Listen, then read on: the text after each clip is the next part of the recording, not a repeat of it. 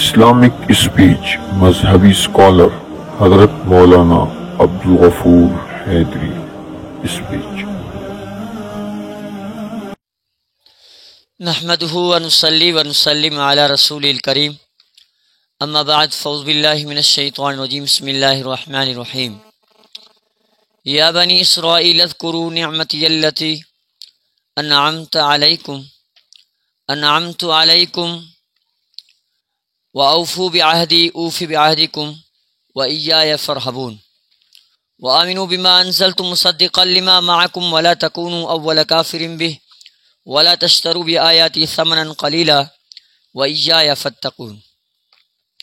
عزیزان محترم، میرے عزیز سامعین، پچھلے ہفتے ہم نے آپ کے سامنے آیت نمبر 38 اور 39 بیان کیا، اور آج کا درس ہے آیت نمبر 40 اور 41 کا، جس میں اللہ تبارک و تعالی بنی اسرائیل سے خطاب فرما رہے ہیں. بنی اسرائیل جو حضرت یعقوب علیہ السلام کی جو نسل تھی، کیونکہ آپ کو معلوم ہونا چاہیے کہ اسرائیل جو لفظ ہے نا، یہ حضرت یعقوب علیہ السلام کے ساتھ نسبت ہے، کیونکہ حضرت یعقوب علیہ السلام کا ایک نام اسرائیل بھی تھا. تو بنی اسرائیل کا مطلب یہ ہوا کہ اس حضرت یعقوب علیہ السلام کی اولاد. تو ان آیتوں میں آیت نمبر 40 میں اللہ تعالیٰ فرماتے ہیں، اے بنی اسرائیل، یا بنی اسرائیل اذکروا، اے بنی اسرائیل میرے اس نعمت کو یاد کرو، نعمتی التی انعمت علیکم، اس نعمت کو یاد کرو جو میں نے تم پر انعام کی، اور میرے وعدے کو پورا کرو جو میرے ساتھ وعدہ کیا ہے. وَأَوْفُوا بِعَهْدِي، میں تمہارے عہد کو پورا کروں گا اور صرف مجھ ہی سے ڈرو. فرمایا کہ بِعَهْدِكُمْ وَإِيَّايَ فَارْهَبُونَ، اور فرمایا کہ میرے وعدے کو پورا کرو اور مجھ سے ہی ڈرو، اوروں سے نہ ڈرو، اوروں سے ڈرنے کی کوشش نہ کرو. اور پھر فرمایا کہ وَآمِنُوا بِمَا أَنزَلْتُ مُصَدِّقًا لِمَا مَعَكُمْ، اور اس کتاب یعنی توریت پر ایمان لاؤ جو میں نے تمہاری کتابوں کی تصدیق میں نازل فرمائی. یعنی کہ یہاں تو خطاب ہو رہا ہے ان یہودیوں کو. تو نبی علیہ الصلوۃ والسلام نے فرمایا کہ ان سے کہو میرے محبوب صلی اللہ علیہ وسلم، آپ اس قرآن کی تصدیق کرو جس قرآن نے آپ کی توریت، زبور، انجیل سب کی تصدیق کر چکا ہے. تمہاری کتابوں کی تصدیق میں نازل فرمائی گئی ہے کہ آپ کا توریت بھی سچا ہے، آپ کا زبور بھی سچا ہے، آپ کا انجیل بھی سچا ہے. اور پھر فرمایا کہ وَلَا تَشْتَرُوا بِآيَاتِي، ہاں وَلَا تَكُونُوا أَوَّلَ كَافِرٍ بِهِ، پھر فرمایا اور اس کے ساتھ تم ہی پہلے کافر نہ بنو، پہلے کفر والے نہ بنو. وَلَا تَشْتَرُوا بِآيَاتِي ثَمَنًا قَلِيلًا، اور آیتوں کو تھوڑی تھوڑی قیمت میں نہ بیچو. وہ کیا کرتے تھے، آیتیں لے کر پھر ان کو جو ہے نا اپنی طرف سے کچھ بنا کر وہ بیچ دیا کرتے تھے. پھر فرمایا ثَمَنًا قَلِيلًا وَإِيَّايَ فَاتَّقُونَ، اور صرف مجھ سے ہی ڈرو اور مجھ سے ہی ڈرتے رہا کرو، اور مجھ ہی کے سامنے جو ہے نا خوف رکھا کرو. تو ان آیتوں میں بنی اسرائیل کو اسلام قبول کرنے اور حضور اکرم صلی اللہ علیہ وسلم کی تابعداری کرنے کا حکم دیا گیا ہے. کہ جو یہودی تھے اور جو نصرانی تھے، جو عیسائی تھے، وہ نبی علیہ السلام پہ ایمان نہیں لاتے تھے. تو یہاں سے اللہ تبارک و تعالیٰ بنی اسرائیل کو اسلام قبول کرنے اور حضور اکرم صلی اللہ علیہ وسلم کی تابعداری کرنے کا حکم دیا گیا کہ آپ رسول اللہ صلی اللہ علیہ وسلم کی تابعداری کرو، رسول اللہ صلی اللہ علیہ وسلم کی اطاعت کرو.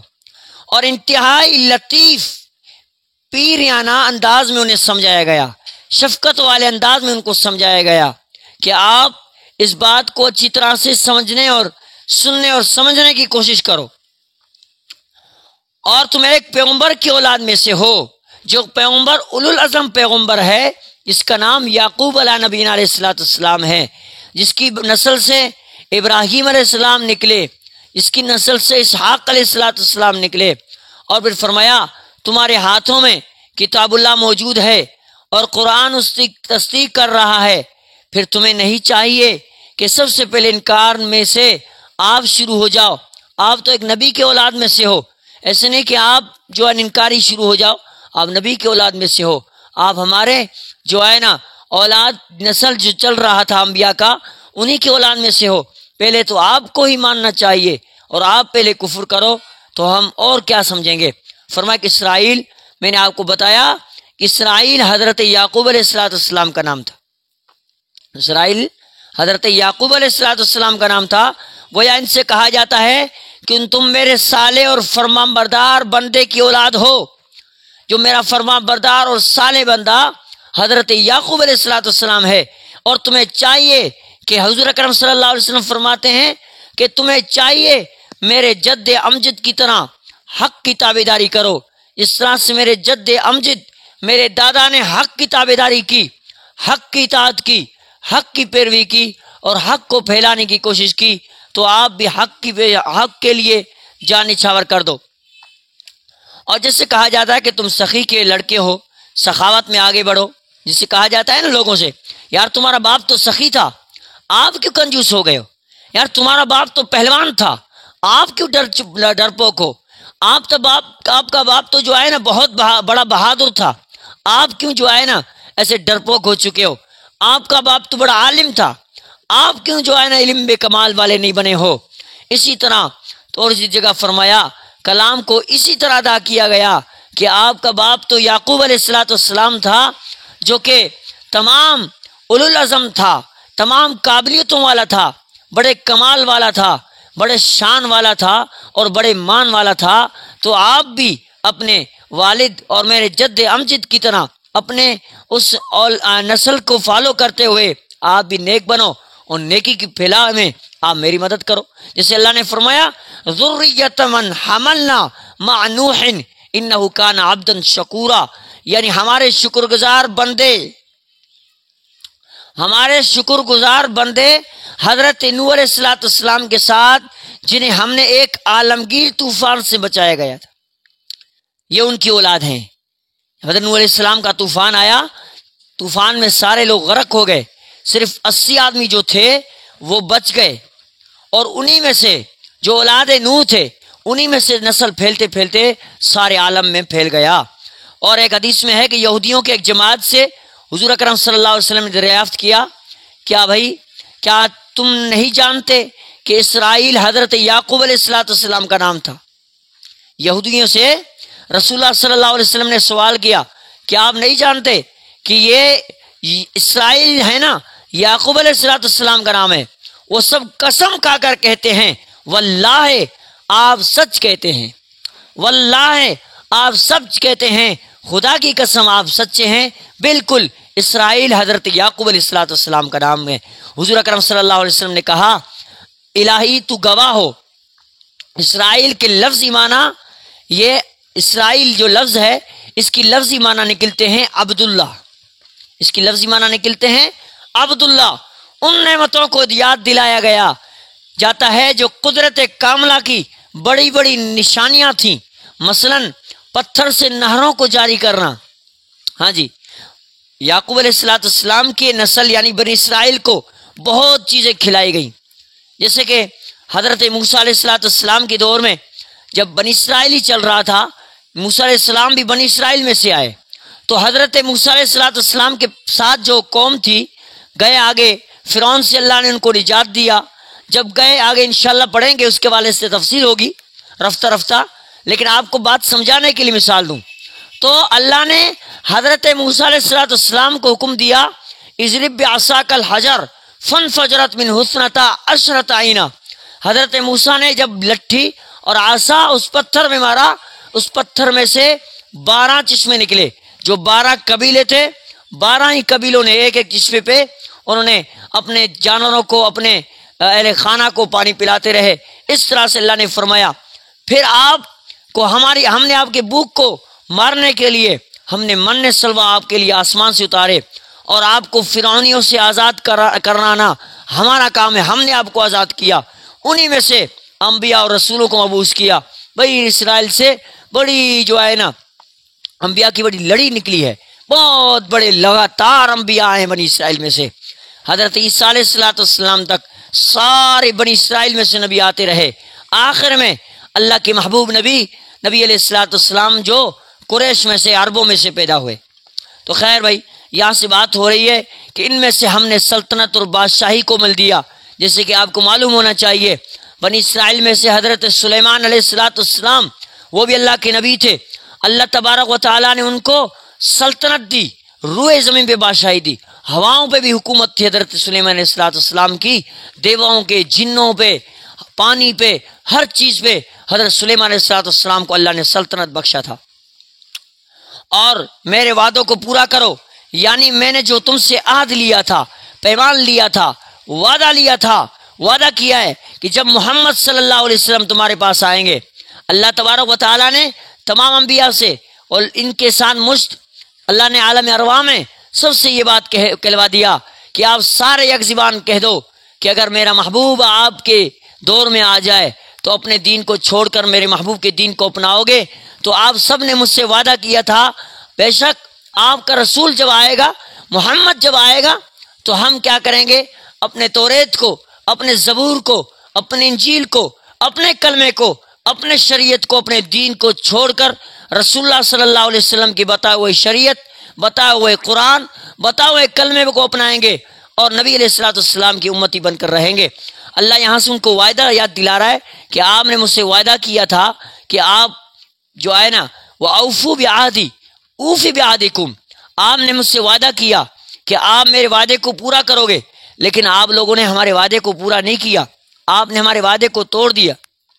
اور فرمایا یعنی میں نے جو تم سے عہد کیا تھا، وعدہ لیا تھا کہ محمد صلی اللہ علیہ وسلم کو جب ہم بھیجوں تو آپ میرے کتاب قرآن مجید کے نازل ہوتے ہی اپنی تمام کتاب کو چھوڑو گے، اور فرمایا کہ اس کے ساتھ ساتھ ہم تمہاری زنجیریں توڑ دیں گے، تمہارے توق توڑ دیں گے، ہم تمہاری مدد کرتے رہیں گے۔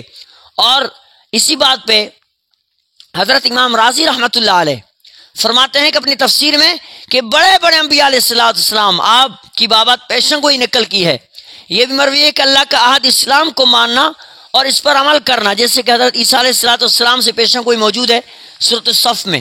حضرت عیسیٰ علیہ السلام کہنے لگے من بعد ہی اسمہ احمد، میرے بعد جو نبی آئے گا اس کا نام احمد ہے۔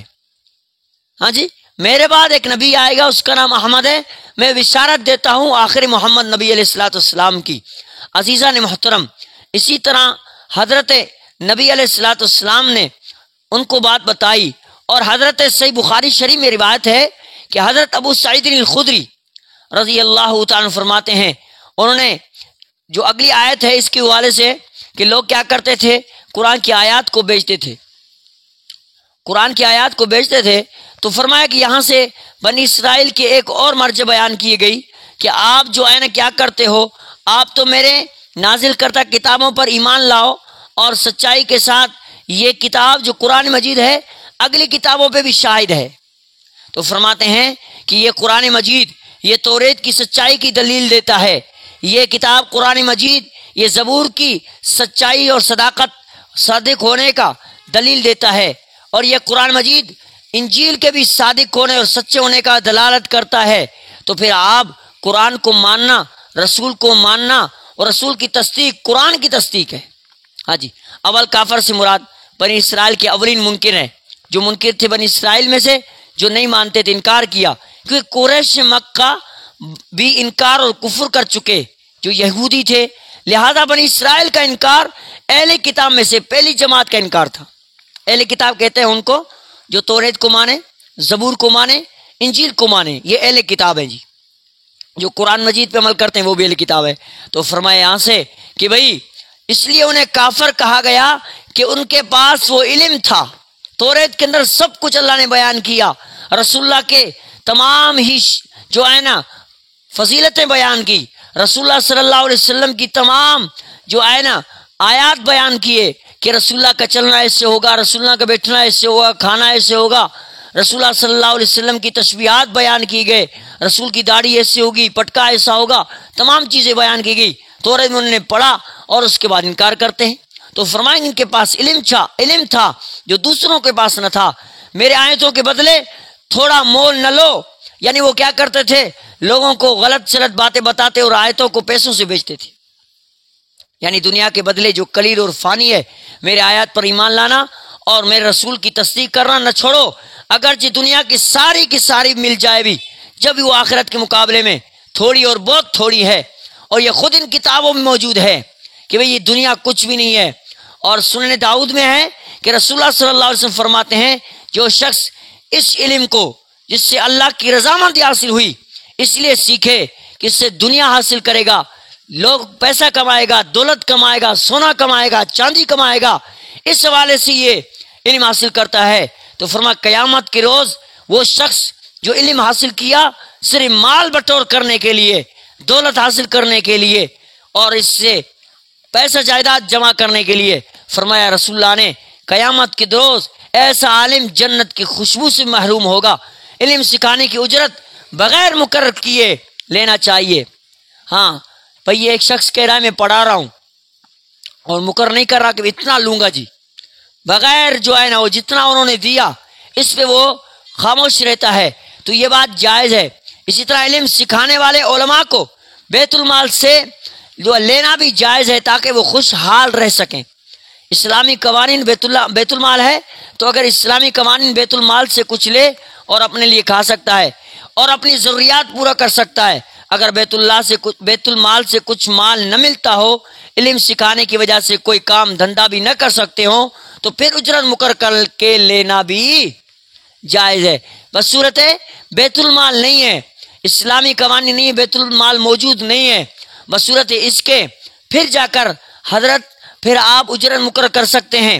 ایک مولوی ایک عالم دین وہ باہر ریڈی تو چلا نہیں سکتا، باہر دکان تو کھول نہیں سکتا، اگر دکان کھولے گا تو یہاں اسلام کی اشاعت اس سے دور ہوگا، قرآن پڑھانے کا وقت نہیں ملے گا، بچوں کو سمجھانے کا وقت نہیں ملے گا، لوگوں کو سمجھانے کا وقت نہیں ملے گا۔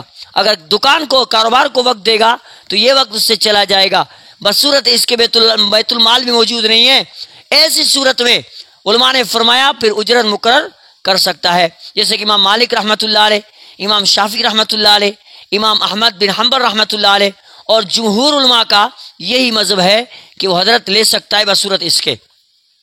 اس کی دلیل بھی حدیث میں ہے کہ صحیح بخاری شریف میں حضرت ابو سعید الخدری رضی اللہ عنہ فرماتے ہیں انہوں نے اجرت مقرر کر لی اور ایک سام کے کاٹے ہوئے شخص پر قرآن پاک پڑھ کر دم کیا کہ بھئی ایک شخص کو سام کاٹا تھا۔ ایک واقعہ تفصیل میں ہے کہ کہیں گئے تھے صحابہ، انہوں نے رات ان کو روٹی نہیں دی، ان کو نکال دیا، اور وہاں پہ ان کے ایک بڑے سردار کو کسی سام نے ڈس لیا تھا، تو فرمایا کہ اس بات پہ انہوں نے کہا بھئی یہ ہمارے صاحب ہے، اس کو سانپ نے کاٹا ہے، اس کو آپ جو ہے نا اس کو دم کریں۔ اس پہ حضرت ابو سعید الخدری رضی اللہ عنہ نے ان سے اجرت مانگا کہ میں قرآن پڑھوں گا، اس کے لیے مجھے اجرت دی جائے۔ جب حضور کے سامنے یہ قصہ پیش ہوا تو آپ صلی اللہ علیہ وسلم نے حضور کے سامنے لوگوں نے حضرت ابو سعید الخدری کا واقعہ بولا، حضرت جی اس نے قرآن کے بدلے اس نے اجرت لی ہے، تو حضور اکرم صلی اللہ علیہ وسلم نے فرمایا ان احق ما اخذتم علیہ اجرا کتاب اللہ، یعنی جن چیزوں پر تم اجرت لے سکتے ہو ان سب میں زیادہ حقدار کتاب اللہ ہے۔ اور دوسری مطول حدیث میں ہے کہ ایک شخص کا نکاح ایک عورت سے آپ کر دیتے ہیں اور فرماتے ہیں زوجتکما بما معک من القرآن۔ ہاں جی، ایک شخص کا نے کسی مرد نے عورت سے شادی کی اور عورت سے کہا کہ بھئی آپ میرے پاس تو حق مہر نہیں ہے، میں آپ کو حق مہر نہیں دے سکتا، لیکن بصورت حق مہر کے میں ماں کا من القرآن میں تم کو قرآن سکھاؤں گا، بصورت حق مہر کے وہ قرآن اس کو سکھانا جائز ہے اجرت میں۔ تو بھئی یہ باتیں جو میں نے آپ کے سامنے بیان کی یہ باتیں بہت اہم تھیں۔ آخری بات جو آپ کے سامنے بیان کرتا ہوں حضرت ابی بن کعب کا۔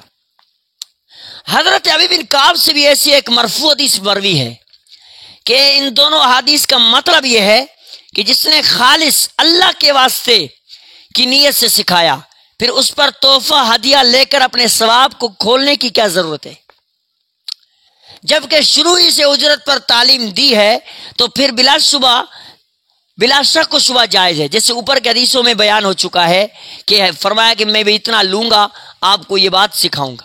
واللہ اعلم بالصواب۔ صرف اللہ ہی ہے ڈرنے کے یہ معنی ہے جیسے کہ قرآن پاک میں وَإِيَّايَ فَاتَّقُونَ، اللہ تعالیٰ ہی سے ڈریں، اللہ ہی سے ہی ڈرنے والا۔ اس کا رحمت، اللہ کی رحمت امید پر اس کی عبادت اور اطاعت میں لگا رہے اور ان کے عذابوں سے ڈرتا رہے اور نافرمانی کو چھوڑے اور دونوں حالتوں میں اپنی رب کی طرف سے دیے گئے نور پر گامزن رہے، اس پہ برقرار رہے۔ غرض اس جملے نے انہیں خوف دلایا گیا، وہ دنیاوی لالچ میں آ کر حضور اکرم صلی اللہ علیہ وسلم کی نبوت کی تصدیق کو اور جو اس کی کتابوں میں تھا اس کو چھپاتے تھے، اس کو جو ہے نا دنیاوی ریاست کی تما پر آپ صلی اللہ علیہ وسلم کی وہ مخالفت میں ہمیشہ تیار رہتے تھے، بلکہ رب سے ڈر کر اظہار حق کرتے رہے۔ یعنی رسول اللہ نے ان کو ڈرایا، تو جنہوں نے ڈر کر اس بات کو چھوڑ دیا اور چل دیا، تو لوگ اگر جو نہیں ڈرے وہ ہمیشہ کے عذاب کے مستحق ہو گئے۔ اللہ کریم سے دعائے رب العالمین ہم سب کو ان آیات پہ عمل کرنے کی توفیق عطا فرمائے۔ وما توفیق الا باللہ۔ ہمارے تمام اسلامک ویڈیوز کو دیکھنے کے لیے ہمارے چینل کو سبسکرائب کریں اور گھنٹی کی بٹن کو دبانا نہ بھولیں تاکہ تمام ویڈیوز بے وقت آپ کو پہنچتے رہیں۔ شکریہ۔